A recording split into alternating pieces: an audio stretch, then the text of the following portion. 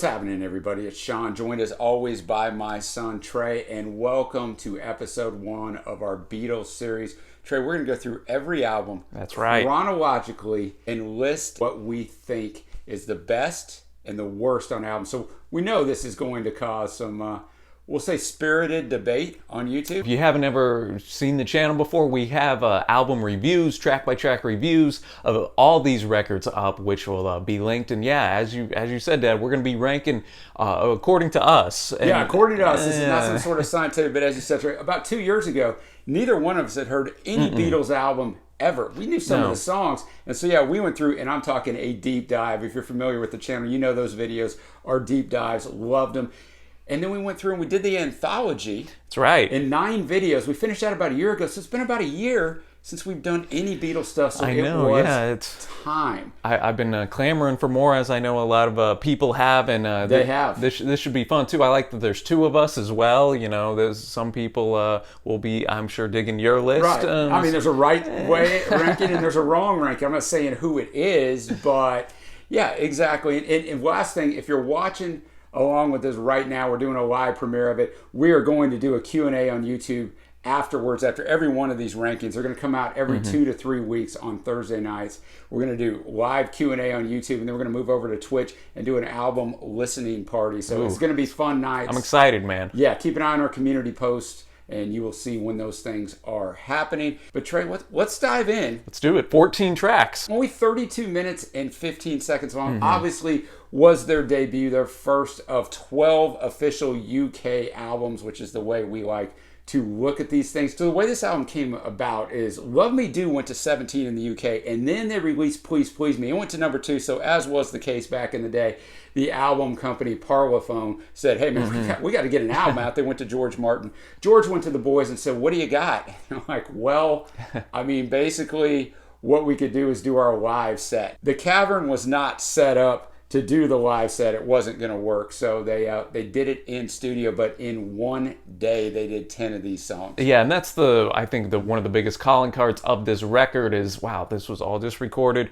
one day, boom, we're in and out of here. Crazy. And you know, we this is what started it all, man. Started the biggest band in history in motion. Yeah, and it started a lot of revolutions, and one of them is the singer-songwriter, right? 8 of these are credited to McCartney, Lennon, which we know from here on in will change to Lennon, McCartney, and it just wasn't done that way back then. There were songwriters and then there were artists, and the two didn't really go together. Chart success was unbelievable. Spent 30 weeks at number 1 in the UK. That just wasn't done. It was all film ridiculous and soundtracks and, you know, like classic songs. So they started, and the reason why I got knocked out of number 1 is their follow-up album with the Beatles knocked it out of number 1. And we might as well start this thing off. We're going to have different rankings, and we don't know each other's rankings. No, here's what I'm confident. I'm not confident in any of your places. What I am confident in is what our number 14th or last ranked song is going to be. And if you watch the channel a lot, you know, there's something about Honey and Beatles songs that just don't jive with either one of us. So my number 14 track is A Taste of Honey. Mine too. And this started out as an instrumental written for the Broadway play in 1960 of A Taste of Honey. It was a 1958 British play, and it should have stayed there as an instrumental, but Paul really enjoyed it. My only highlight on this song is the harmonies with John and Paul. I was trying to pull out something I like from this. Trey, that's your number 14. Yeah, well. I mean, if I would go the rest of my life without hearing this song again, I'd be okay with it, man. I mean, Paul sometimes has those influences where, you know, he really likes it, but whenever it kind of gets out to the public, it's like, I think we could have done better without this track, man. So yeah, my number 14 as well. The only thing I can say about this track is it's not as bad as I thought. After I went back, I hadn't listened to this album in like a year and a half. I listened to it 3 times to kind of put my rankings together here. Before I thought I hated it. Now I just dislike it. So it's not as bad. But I will tell you what, you're going to go your 13 first. But my 13 almost overtook this song. Really? Well, my 13 is going to be a cover here. We got a decent amount of covers on this record, as we do with the early Beatles stuff, but I'm going with the Ringo-led track, Boys, here. Obviously, the singing is not Ringo's highlight here. No, it was originally by the Shirelles, and they sang this song. Pete Best sang it way back when, and he just kind of moved into that spot as the drummer. I mean, it's just tough, too, because the original version by the Shirelles is just so much better, and I don't know, it's got that energy and going with it, but there's other tracks on here that we'll get to that do what Boys is trying to do, I think, much better. What was your 13? So I was tracking with you when you were saying it's a cover and this and that, but then we kind of digressed, because my 13 is a Harrison-led track, Chains. Ah, there you go. Originally by the Cookies.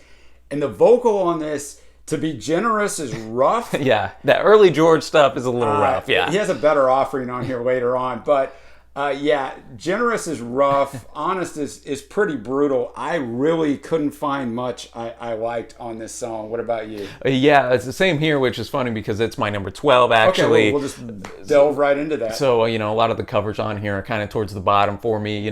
These first 4 or 5 tracks are tracks that I never go back to in my personal life whenever I'm listening, and this is no exception. I think George's other tune on here is a much better offering. We're in big agreement there. Now we're going to move on to number 12, my first Paul song. It was his attempt of writing a letter song, Trey. It's P.S. I love you. See, that's funny. That's my number 11. So we're tracking very close. The highlight on this whole song for me is actually nothing to do with Paul. It's the Harrison-Lennon harmony in here. Those are fantastic. It's not a horrible song, but not high up on my list. So I guess we'll. Yeah, no, and I mean, we have McCartney doing these kind of love letter songs in these early Beatle years. There's just much better Paul offerings on here, and it's just, again, one that doesn't stick out to me. So that was my number 11, and what about you? What was your number 11? My 11's easy. We already did it. It was Boys by Ringo. So my number 10 started to get where some of these songs are pretty similar, but I've got Misery. It was originally written for Helen Shapiro, who was a big British female singer at the time, but she didn't end up doing it. It's less than 2 minutes, as some of these songs are, 1:49. It's not horrible or anything. No. It just, something had to be at number 10, so it was number 10 for me. Well, I got that a little higher on my list. We'll get to that later. I'm going, and I know this might give me some heat. I am a huge Harrison fan, but Do You Want to Know a Secret is coming in at my number 10. I know whenever we did our Harrison rankings that it was a little lower than what a lot of other people had it. But again, I think that vocal performance, it's a young George, of course, and it is. It just, again, doesn't do much to stand out to me melodically, and it's a fine tune, definitely much better than Chains, for sure. It's much better than Chains, yes. But as you mentioned, Dad, these next kind of 4 or 5 songs, you could kind of interchange them. There's not, I think, a lot differentiating them. This one will come up later for me, but it was the first single for George in the U.S. It did actually reach number 2, first time people had heard him really sing, at least stateside. The secret is that he's in love with her. So I think it stands out to me. And like I said, it'll come away from me, but it stands out for me just because it's so much better than Chains. Yeah, that's a good point. What do you got at number 9? Number 9, I got a Lennon-led track here. I have Ask Me Why. All right, I'm going to interrupt you before you go into why, but I will say that's my number 9 as well, so it's going to work out dude, well. We're syncing up here pretty decently. Yeah, and this is originally the B-side of Please Please Me. Yeah, and it's no secret, I love Lennon and his vocals, especially in those early years.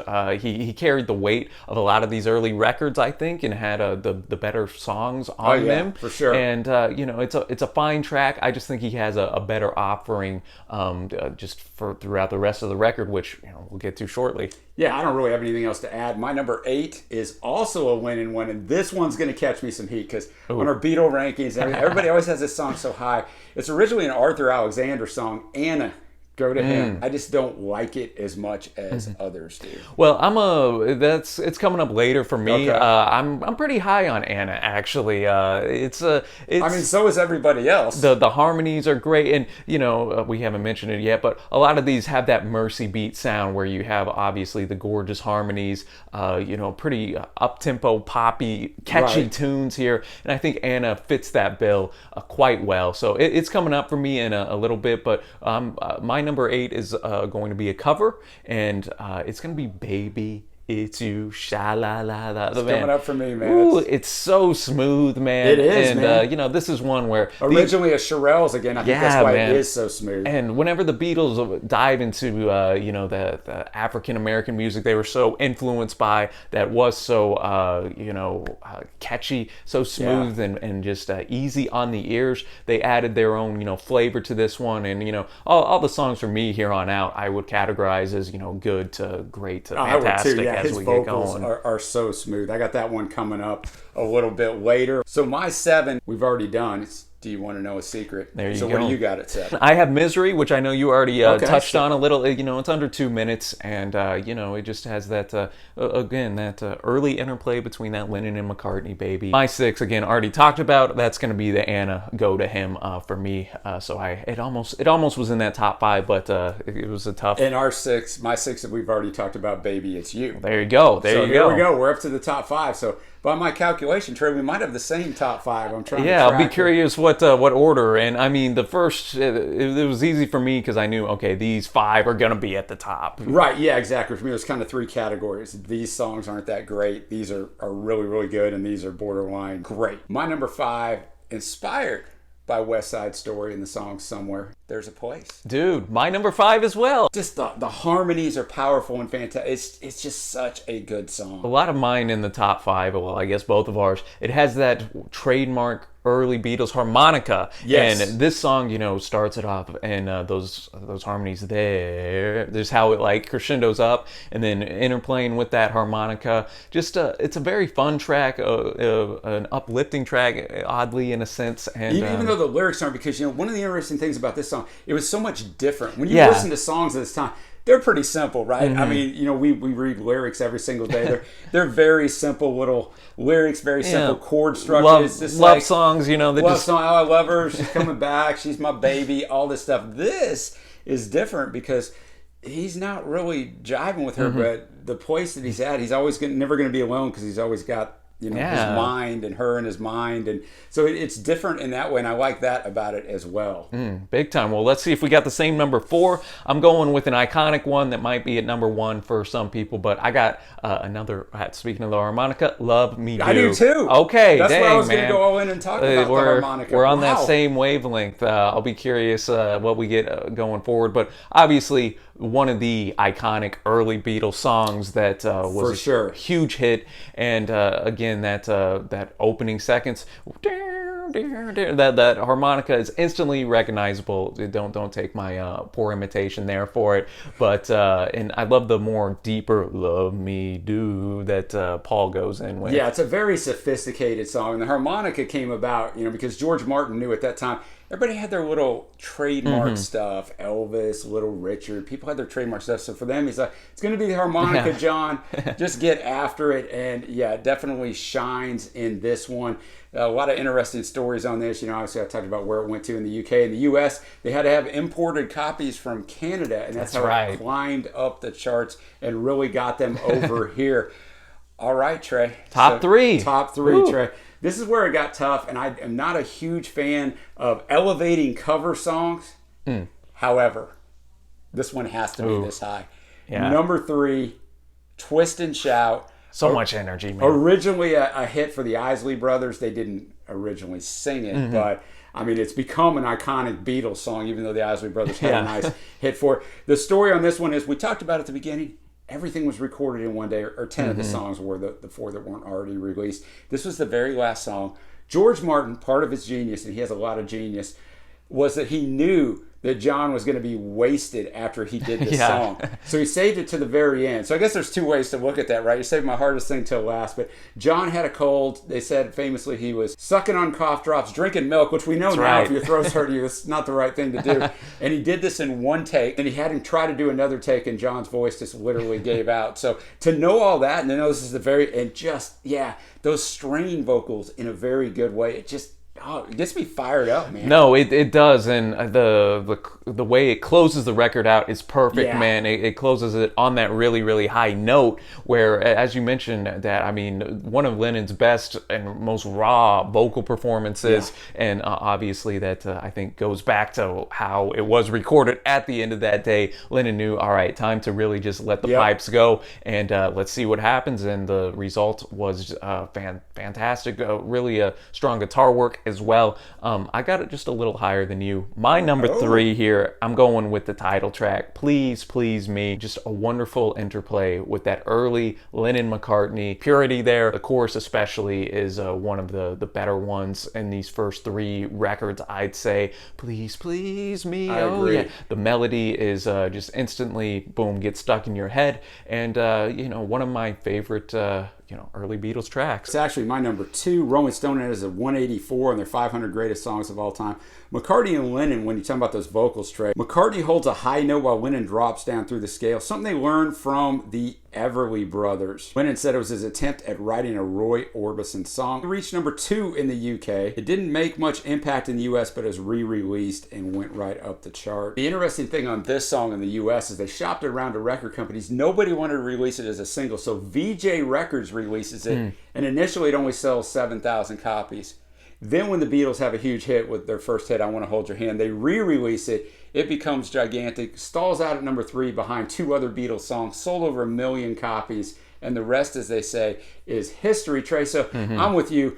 I really struggled with my 1 and 2. Yeah. Like which one was going to be where. I guess I already know what your number 2 is. I'm going to guess. You said you had the last song of mine a little higher. What is your number 2? Yeah, 2 was Twist and Shout for me, so that obviously we leaves... ended up with the same number 1. I'm surprised same top by this. one, yeah. It was between Twist and Shout or this number 1. I Saw Her Standing There, the opener, and obviously opening out with this, closing with Twist and Shout. Fantastic, but even though I think it's a stronger offering as a whole for Lennon here, Paul's got the best track. Yeah, he does. And this was 139 on the Rolling Stones top 500 songs of all time. So just a powerful, powerful song. McCartney said I used the same bass riff from Talking About You by Chuck Berry in this song. He said he played it exactly the same. The way I decide on this is the guitar work on here just slightly elevated it over Please Please Me. Yeah, Dad, I think you're totally right. I think it's the most kind of sophisticated sounding. It's not a very complex song, but it in relation to the rest of the record, instrumentally is a bit more adventurous. And you see Paul, as you kind of mentioned, go all around with his vocal style. Lyrically, tells a solid little story there. It does, and for sure. kind of just gets that energy up and going. And I was thinking coming into this that Twist and Shout would be one. But after revisiting, I was like, you know what? I got to give the nod to I Saw Her Standing There. That would have been really controversial if you would have put a cover at number 1. I think as we go through these albums, we're going to pick an MVP for each album, and it's going to be different on a lot of these. And I think there's a lot of people that ask both of us, who's your favorite Beatle? And there's a lot of layers to that, right? Who's your favorite vocalist? Who's your favorite songwriter? Who's your favorite person? There's a lot of layers to that. But here's one thing that I think is undisputed. Even if you love Paul or George or Ringo, without John Lennon, the Beatles never grow to the heights they do because he's just dominant over the first few albums. And his vocals, it's my favorite vocals of his over these first few albums, even though I really like him on the later albums, just because it is so raw and it's just there, man. It's so powerful. So for me, MVP of this album, Lennon. Yeah, I'm gonna be the same way here. I think he has the best tracks as a whole on here, even though Paul had the best track in general. And just those early Lennon vocals just always hit with me. And so and also the harmonica work, as well. You know what? That's a good point. That's a good point. And, a lot of people like, "Where's I Want to Hold Your Hand?" It's not on this album. A lot of people think it is, but it's not on the UK album of Please Please Me. And Trey, I got to say one other thing. As I was revisiting this album 2 years later, I looked at my original ranking of this album. So if you haven't watched it, spoiler alert, I gave this album a 9.25. On further listen, it was only 2 years ago, but we've done around, since that time, 800 videos. That's a lot of music listening. That's a lot of expanding of the palette. For me, on re-listen, this album's still really good, but it's really more like an 8 or an 8.25. You got any thoughts kind of on the re-listen all this time? And I know the catalog. And... I think that you have a lot of similar thoughts that I do, now that we have almost the full picture, whereas at the time we were going through. Like, wow, man, it's freaking awesome. So, and it is, but I'd be right at that 8 range for myself with this as well. You got some stinkers on here, but as a whole, there's much more good than bad, and just that early sound. It sounds so almost foreign today in a sense because there's no music in this style that really comes out. True. And yet there's that just sense of just almost joy that pervades through the tracks and innocence, and I think that's a great way to put it. That's something that we obviously don't get even just a few years later. So coming back to these, a few years later we get these guys. Yeah, exactly. 5 years later. So that calling card for these early records is always going to make them stand as unique, and is one of the reasons I think so many people, especially who grew up in the time these were released, have such a soft spot for them. Agree. I couldn't say it any better myself. Well, guys, that's a wrap on episode 1. We'll have episode 2 with the Beatles coming up in just a couple weeks. If you're following with us along in lifetime, Trey, this is going to be a lot of fun. I'm excited, man, and we'll expand this too, with other really, really classic albums, and I'm looking forward to these listening parties over on Twitch, man. Should be a great time. Hope to see y'all there.